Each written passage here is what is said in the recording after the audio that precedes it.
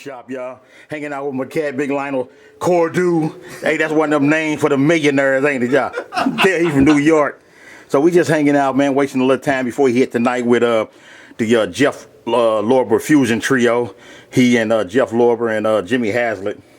So what you think, man? You say you like them 8 customs or something? Yes. What about them? What about them? Matter of fact, as a drummer, how do you determine your sound?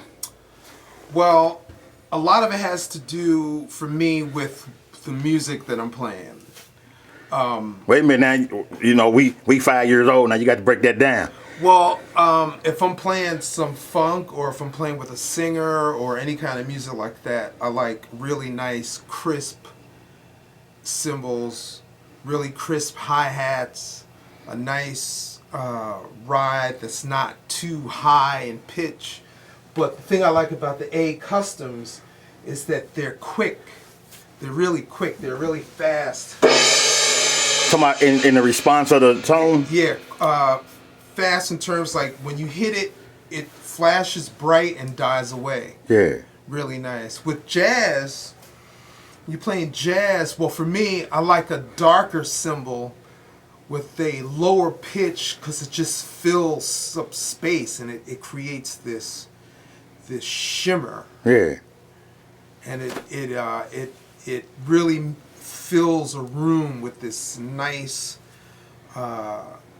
wash of sound that's really beautiful. I like that. Well, I'm saying yes, but I don't know what the hell you're talking about. Well, I guess the drummers will. All right, check this out. The drummer. Okay. And if you're riding on it, it has this low pitch wash. Yeah.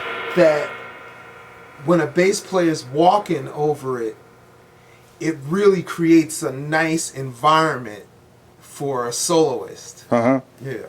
Okay. And music is all about, especially as a drummer, it's all about creating time and space. Yeah.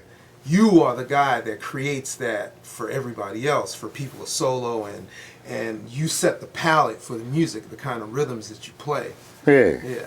So how did you learn all that? Just on the job training, or did you have? Some of it is on the job training. A lot of it is studying with guys in New York. My first teacher was a guy named Walter Perkins. He played with Earl Garner and Freddie Waits, Charlie Persip. Yeah. And a whole slew of, like in New York, when I was growing up, you could see people play all the time, like Elvin and Tony. They all played in New York all the time. So I used to always sneak down and like get there early and watch them set up and play. And, if you get lucky enough, you get a chance to rap with them every now and then. Well, is there any kind of advice you can get these young cats about cymbal choices, or is it just a manner of what you hear and that you like? Well, it's a taste thing. Go with your taste. There's certain drummers that, like Elvin and Tony, that I really like their cymbal sound. And Lenny White, to me, Lenny White is the cymbal god. I mean, he knows what ride cymbals, and I always loved his sound. And but the main thing as a drummer, and I'm going to say it because I want people to know, drummers to know, is time, your sense of time. You control the tempo of a tune, and you create the palette. You are the palette maker. You create the energy, and you can only do that if you have really good time. So you should always practice with a metronome. It's imperative. You cannot be a drummer without really good time. Yeah. Yeah. But what about like stick choices and all that as you grew up and getting into it? Sticks, a stick that feels nice and comfortable in your hands, something that you could work with for a couple of hours, because you're going to be playing like 2-3 hours a night, something really comfortable that you could have your technique really comfortable and flowing.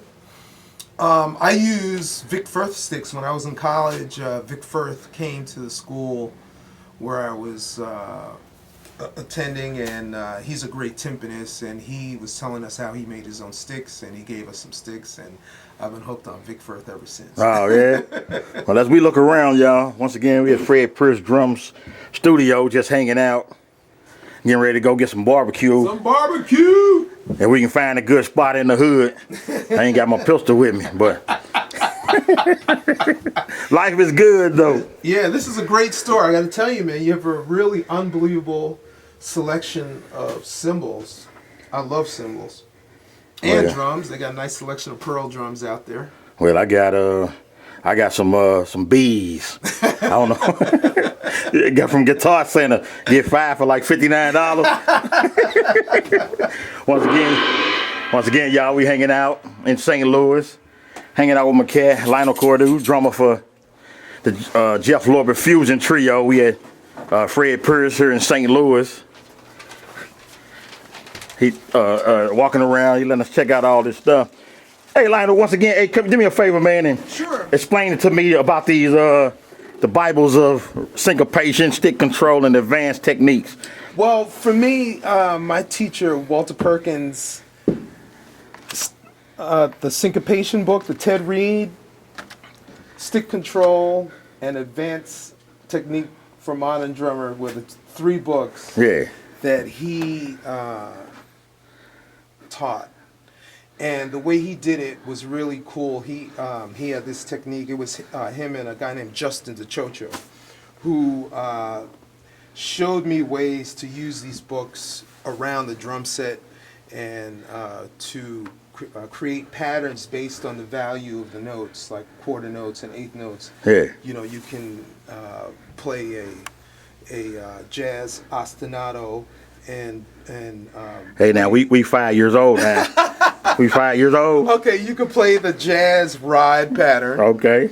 And then vary the kick and snare drum based on the value of the eighth notes and the quarter notes. Uh-huh. And it allows you to take any kind of music, any written music, and play it around the drum set. Yeah.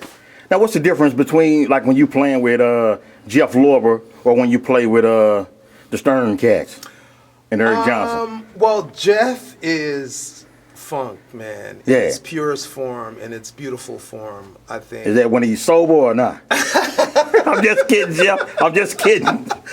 And Mike, the thing I love about Mike is a real student of jazz. Even though he uses distorted tones on his guitar, he is really a student of jazz. And when you play with him, I mean, as a drummer, if you can't swing, he ain't gonna hire you. That's straight up. That's the first thing you have to be able to do to play with Mike. Well, let me ask you this real quick. So do you have to know how to read music as well in order to be hired? You should know how to read music for the simple fact that it will open up the areas in which you can work. Because if you can read, then you don't have to have the music in advance. You can walk in the door and be able to understand what's going on now. Oh, yeah? And it'll help you learn things faster. Like if you can read music, you can learn it faster. I think, for me anyway. If I don't know the music, I can read it. Right. I can understand it by reading it. Most people, if you can't read, you have to hear it. Oh, yeah. Play it 3 times. I got it after that. Yeah, I got you. Well, it's all good. Once again, y'all, we at Fred Pierce Drum Studios here in St. Louis, hanging out with my cat. We just messing around. Last question, man, for us, it's going to be a combined question.